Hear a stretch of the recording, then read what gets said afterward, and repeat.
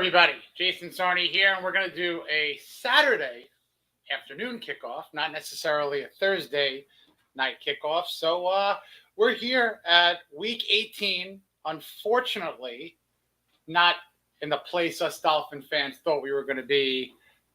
Let's call it a month and a half ago. Dolphins have lost 5 straight. We all know that. And now they find themselves in a week 18 contest where not only do they need to win, they need help. And that help, hopefully, will come from the Buffalo Bills when they have a home game against the New England Patriots, which segues to something that I have to say, thank God the news has been very positive lately for Damar Hamlin. As far as, the latest reports are concerned, he's doing remarkably well, speaking to teammates, tubes removed. So continued thoughts and prayers with, the Hamlin family, Damar, the Buffalo Bills organization. Really, the football community has come together for this young man, and all we can hope for is that he gets 1,000% better. So thankfully, that's where we are there with Damar Hamlin. So we now are going to get back to kind of normalcy here. Obviously, the elephant in the room is that situation that the NFL had to deal with figuring out what's going to happen with potential tiebreakers or divisional champions or home games. I did not envy them. So how they were able to kind of go through the motions, kudos to them, of course. Not an easy thing to do. But where we were hearing that there might have been an 8th seed to not having that come to fruition, we're really right back to where we thought we were going to be. However, without that game getting a result, the Bengals and the Bills game, it means that I guess the Kansas City game against the Raiders coming up in the middle of this hour, if Kansas City wins, that basically means that they have the first seed. And a lot of people might say that would kind of lead Buffalo to rest starters against New England. I think they're going to be playing for a win. That's just me. But I don't want to talk about other games. I want to talk about the first thing first that has to happen is Miami has to hold court and beat the New York Jets and I guess have some sort of revenge from an earlier season loss, which Teddy Bridgewater started, knocked out of the game because of a spotter noticing he had potentially a head injury. And then Skylar Thompson came in unprepared, and a rookie 7th rounder coming in unprepared on the road, you really can't imagine the results going to be phenomenal. So I want to get all your opinions in the chat room, and we're welcoming people in. Level 2 noob, sorry, my friend, this is a family channel, so the answer would be, where did you hear that? No, wasn't a question, but sorry, no dancers today. Happy New Year, Monster Chill. Appreciate you joining. Canes, Dolphins 89. I wish I was back in 1989, I got to tell you. But we are here in 2023. I guess it's the last day. Maybe you could say Happy New Year. Joe Shad tweeted earlier that, you really can't. Kind of agree. Larry David has the January 7th rule.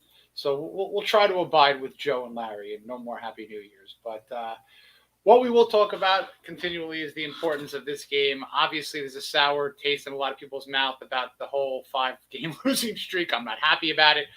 It's not any specific entity's fault. I think that you can pick fault in a lot of different places, whether it's coaching, whether it's players, whether it's injuries, whether it's a mixture of everything. I do think that the finger can be pointed in a number of different ways. However, the theme, I think, has been poor defense despite the injuries. So I think the people who are on display the most tomorrow would be the defense and the coordinator, Josh Boyer, his staff, because I don't know if everyone saw the press conferences or read the transcripts or kind of heard what was going on. Really kind of eerie words coming out of the coaches. It almost felt like, what the hell? Who cares? We might not even be here.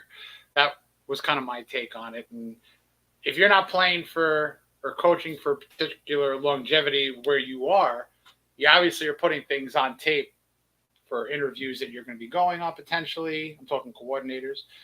So really, this has to be one of the best games that Josh Boyer has ever coached, I feel. If there's a future at the position or greater for him in this league. So onus is very much on the defensive side of the ball, as much as the onus is on Mike McDaniel for scheming around what is now a forced situation to play a rookie quarterback in a must-win game. Skylar Thompson showed a lot of promise in the preseason. Enter the regular season, not really so much. So what I would love to see is, we saw a little bit of it last week, but then they kind of deviated from it with heavy aspects on the run. We've had running backs who have fared well this season, but then kind of the wheels came off, so to speak. Raheem Mostert, 4.8 yards per carry. Jeff Wilson Jr., 4.7 yards per carry. And when he gets a limited opportunity, he's only played a few games, got about a dozen carries or so. But Salvan Ahmed is around at 5.2 yards per carry. So they overall collectively as a team ran 27 times last week against the Patriots. Again, kind of pulled back and deviated from it. When Skylar Thompson came in, McDaniel was kind of letting him throw like he's the second coming of Dan Marino. So I would have kept the pedal on the metal and ran the ball more. And really, I truly hope that's what they do against the Jets. If not for anything else, this is the second best pass defense in the NFL the New York Jets have. So that math doesn't necessarily favor heavy passing attack. And when you mix into the fact that the Dolphins do have 2, 3, if you want to argue for Ahmed, runners who are capable, they've proven that, I'd lean on very heavily. Again, I've said this in the past, have those extended running plays with guys like a Jalen Waddle, Tyreek Hill. Let's get a few of those jet sweeps that we really haven't seen much of.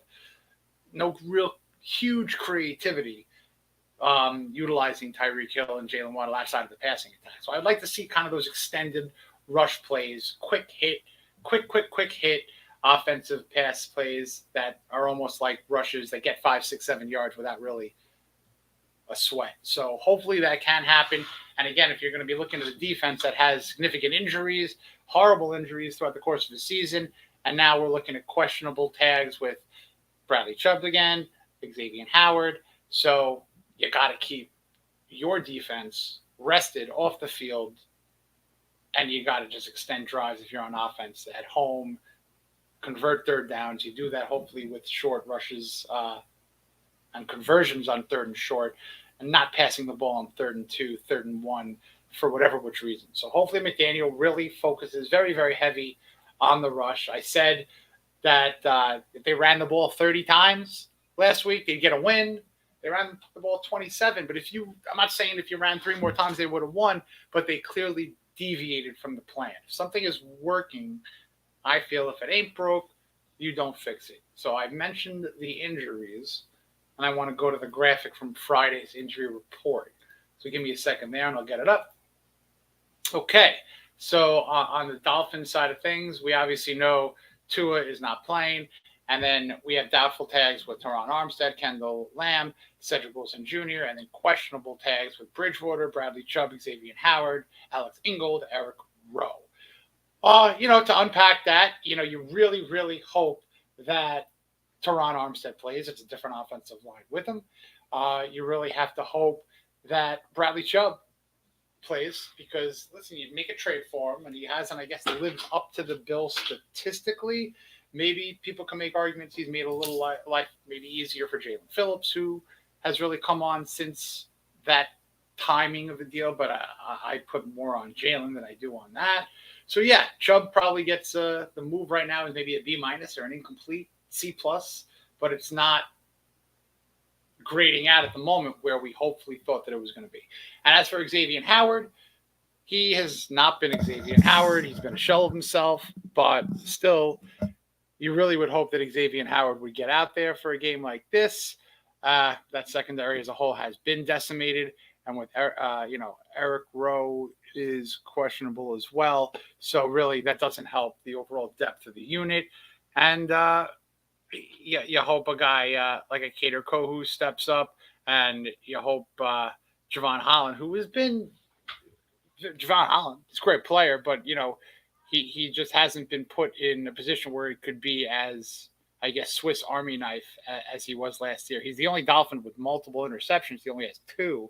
So, and as far as the Jets are concerned, we're looking at Joe Flacco. And Joe Flacco might literally be playing in his last game as a pro. So, I don't know. If you're a defensive coordinator and you see a potential retirement game for Joe Flacco, I mean, look, people could argue that Boyer blitzes too much. Timely blitzes for me would work. But to me, you can't make Joe Flacco a hero on third down. If it's 3rd and long, please, don't give them 12 yards of a cushion to do some sort of a dump or some sort of a halfback pass a halfback screen or something where they pick up 17 yards. I remember this Charger play where Boyer just didn't put anybody outside of the front 4 on defense. Everybody was back in the end zone, it seemed like. It was probably a play that you could circle as one of the 2 or 3 defensively that lost the game mathematically because it altered the score. Probably one of the top 2 worst plays of this season. So I really hope that on third down, timely third downs, which is where Boyer and even he himself in press conferences admitted there have been third downs where they've just not been in the right position, right situations.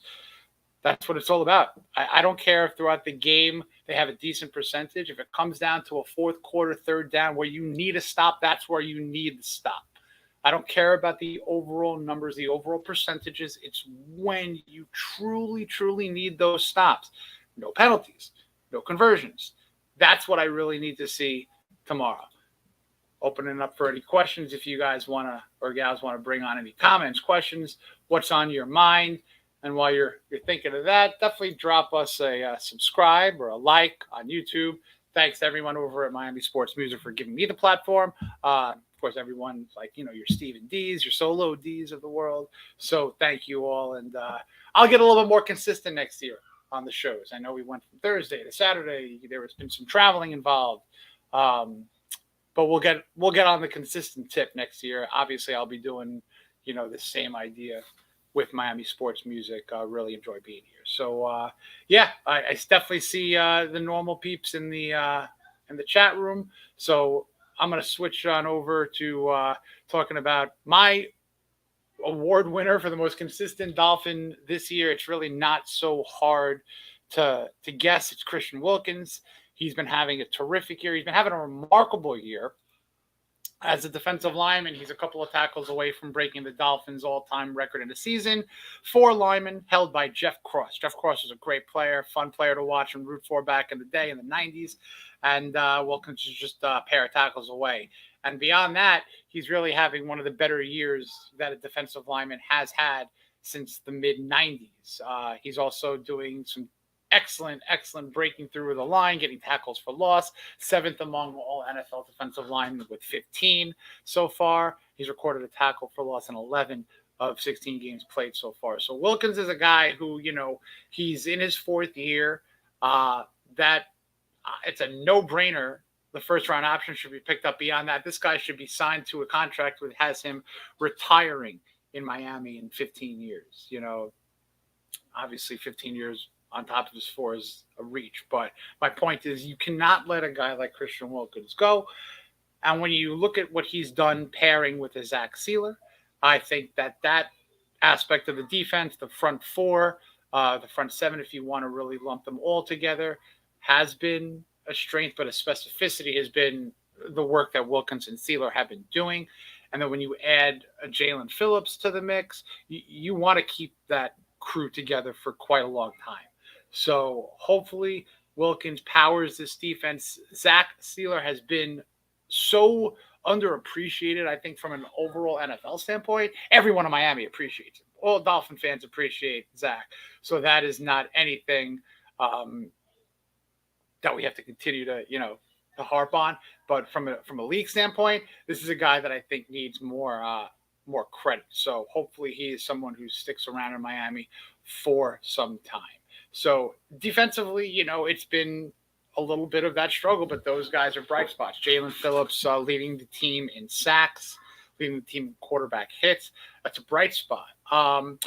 What I do want to see this week, I want to see a little bit more continued play from, I talk about this guy a lot, but Andrew Van Ginkel. Credit to, I guess, the usage of him last week on defense. It was his highest snap count of the season. It was in the 30s. I mean, this is a guy that was at a 70% snap count last year on defense, give or take. So he is a free agent going into this offseason. So if you're not going to have a Bradley Chubb 100%, if he's going to play or not play, this is a game where I do believe that Andrew Van Ginkel needs to be utilized. You know, you have to have your, I guess your role players, which that's what he is, step up. And I do know that he's a guy that has a constant motor, and he's going to always put in that A-plus effort. These are guys that you want to retain. That's just me. And looking, I guess, elsewhere on the defense, you're looking at a statue kind of quarterback like a Joe Flacco. A couple of years ago when Dolphins played Flacco, Emmanuel Ogbah got to him a number of times. Obviously, Ogbah has been one of those injury-riddled Dolphins on defense. But Jalen Phillips, let's get Phillips going. If Phillips could have a couple of pressures, a couple of QB hits, maybe get a sack or two, again, this is Joe Flacco, who might throw still a deep ball, but ultimately you're looking at a guy who's 18 years in the league, essentially. If he's truly playing his last game, don't make it memorable. If you're the Dolphins defense, you can't let Joe Flacco ride out in the NFL on some odd kind of sunset horse ride. So you really got to make it as miserable as possible for him. And I truly think this is the game that Boyer it's a crossroads game for him. I mean, what's your next position going to be in the NFL? I think that everyone could agree that the defensive staff will look drastically different next year in Miami. And that will, of course, segue to my thoughts on the head coaching situation. Listen, I'm a McDaniel fan. Regardless of maybe, I guess you can call it the shortcomings as for a rookie head coach. You could understand some ill-timed challenges, some rough timeout usages. But ultimately, he's a guy who I don't think deserves to lose a job year one. I don't think that's a habit any franchise really should get into. Of course, you look back on the Dolphins' lifetime of Cam Cameron. That was a different situation. Nobody wanted to play for that man. 2 losses in, let alone 15 losses in. But I do think that offensively, I like McDaniel. And he got a lot out of Tua, but I think that when things are perfect, Tua is your guy. But let's see what happens when Tua gets back under center, if that does happen. And let's see what happens, if it's the playoffs that the Dolphins do end up getting into. I believe that if Tua is healthy, he should play. I mean, unless Skylar Thompson looks like absolutely just the best thing since Earl Morrall as a backup quarterback being a hero for Miami getting into a playoff run. If Tua is the guy for this franchise and he's cleared medically to be able to be healthy enough to play in a playoff game, and he might finish the year, despite missing games and missing the last 2 weeks, as the quarterback passer rating leader in the NFL and a slew of other number 1 or number 2 or number 3 passing rankings, why can't you play him? I mean, I'm not one of those guys who I guess could be a Tua-near or whatever. I'm kind of play the guy that's got the best chance to win. But I just don't understand why it wouldn't be Tua if he's healthy enough, if that's the plan to move forward. I think that there would be a hand tipped if you have a healthy quarterback who has done well this season, despite a couple of poor performances. If he has played himself out of that position for a rookie who might have one good game, I don't understand that. So it is the job of Skylar Thompson to lead the offense. Hopefully it's leading the offense relying on the rushing attack, because I just don't think that you don't want to be down 7. You don't want to be down 5 at home in the fourth quarter 5 minutes to go. I think if that's a situation, I'm not saying I'm packing it up, but that would be a really, really tall ask to have, and to be scoreboard watching. To be scoreboard watching, to have a rookie quarterback having to lead a potential team back for their playoff lives, you really got to hope that this is a perfectly executed start and middle. Act 1 and Act 2 need to be phenomenal for the Dolphins. And that's on McDaniel. That truly is. And again, I'm not saying that he is on the chopping block. I'm not saying his seat is on fire. I guess it's warm, but you got to win at the end part of the season. And right now he's 0 for 5. So if you can win, if you get a little luck with the Patriots losing to Buffalo in this one-game season that I guess we're forced to say right now, which is tomorrow, it's a one-game season. Getting into the playoffs, everything I think is erased momentarily. And then you got to, of course, look into the potential of how that playoff game in the first round. Because, look, it's one of three options. It's you're going to Kansas City, you're going to Buffalo, or you're going to Cincinnati. Either way, if you don't score 30 points, you're out. If you're the Dolphins, I mean that's just the way it is. And I don't even think a great defense are going to stop any of those quarterbacks in the playoffs when they're all at home. So I don't want to talk too much about playoffs, but I want to look at some comments in here. All right, let's talk about this. We have Mark. Mark's definitely, a guy who supports the channel. I appreciate you, Mark. He says, fire Greer. This is one of those, if you put a gun to my head, I don't know what I would say. I really, truly don't. Probably I'd lean to, I guess, fire him. I'd want to live on. So I guess that's what I would say. Because, look, as some of the good picks that he's made, he's done better, I think, at accumulating the picks and making deals, and some of the actual picks have been off. And my biggest indictment was the 2020. I'm not putting the Tua pick as a negative. I'm not necessarily grading a finality on that, but I'm looking at everything else in that draft. I mean, outside of Blake Ferguson, you're not looking at an impact player. You're looking at a couple of guys that didn't make the cut. Remember, Curtis Weaver was taken to that draft. Malcolm Perry, who ended up being cut and moved on up to New England. Obviously, Igbenogany, Austin Jackson, Solomon Kinley was in that draft. I mean, it was just misses. And I feel like what Greer made the mistake of doing or not doing was being massively aggressive in that draft. When you have 3 first-round picks in the top 20 and you need a quarterback, you could have gotten that quarterback, Tua, and you could have used those 2 picks to really maybe get a top 10 player on defense or the best offensive lineman imaginable. Not a project. That's what they tried. And level 2 noob, you make a point.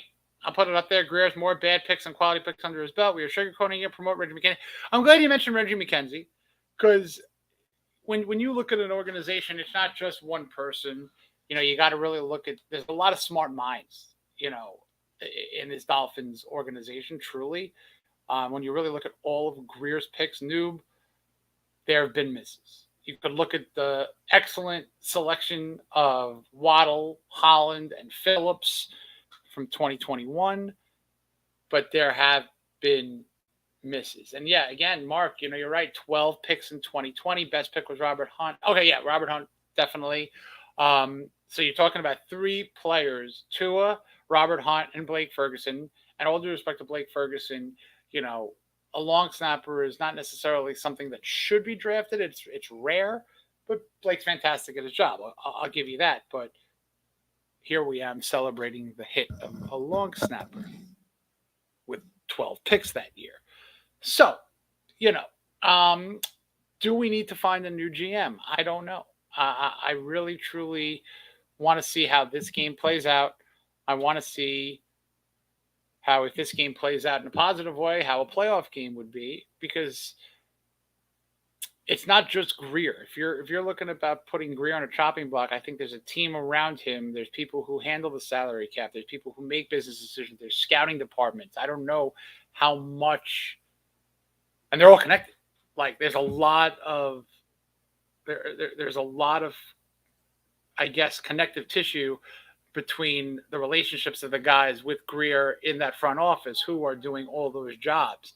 So I don't know how much of an overhaul people are talking about if they are putting the fire Greer mode up there. So, I want to get like game specific questions if anyone, because, that's what it's all about. It's a 1 game season.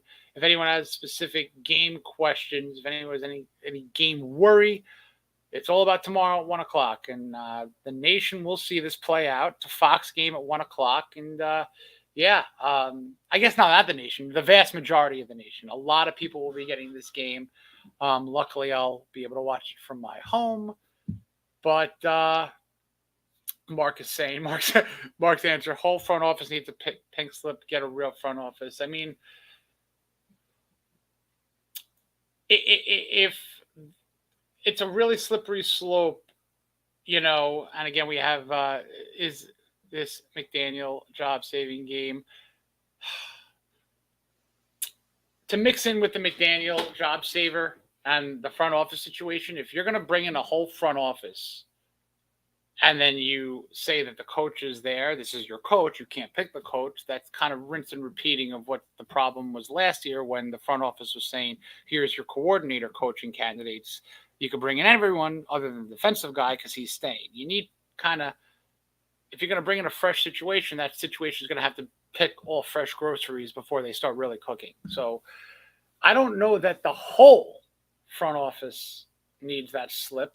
And I don't think it's fair to fire a guy who has the potential of McDaniel after 1 year. And this is not sugarcoating the fact that he's made those mistakes or he's hit the rookie wall or he's lost 5 in a row. There's been a lot of good done.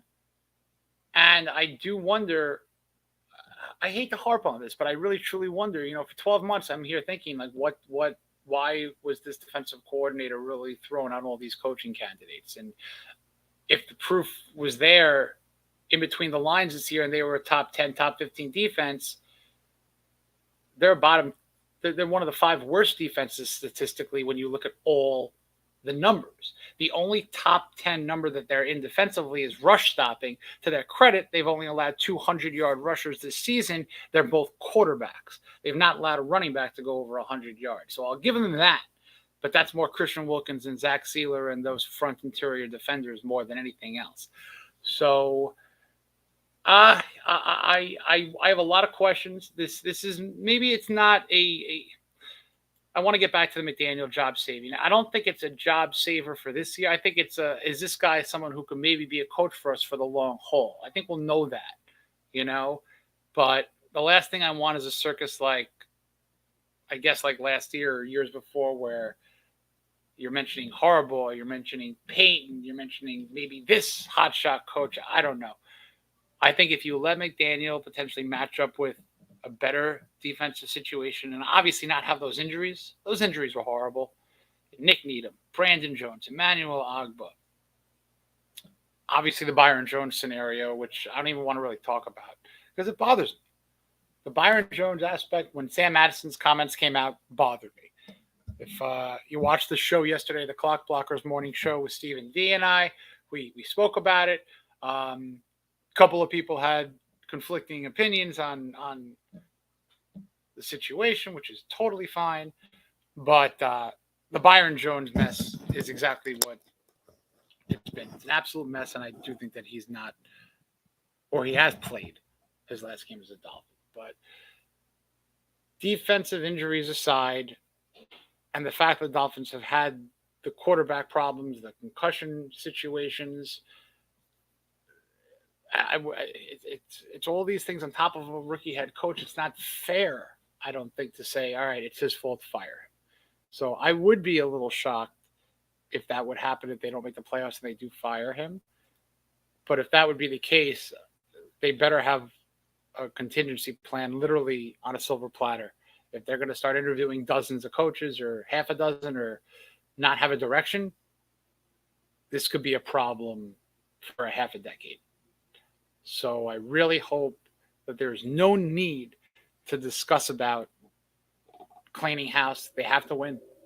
If they win and they don't make the playoffs because New England wins, I don't want to have that conversation because I think that's a purgatory. That's they did their job. They won. Obviously, it's their fault that they put themselves in the situation that it got to the point where they weren't controlling their own destiny. I get that, but it's not going to be a fun day tomorrow.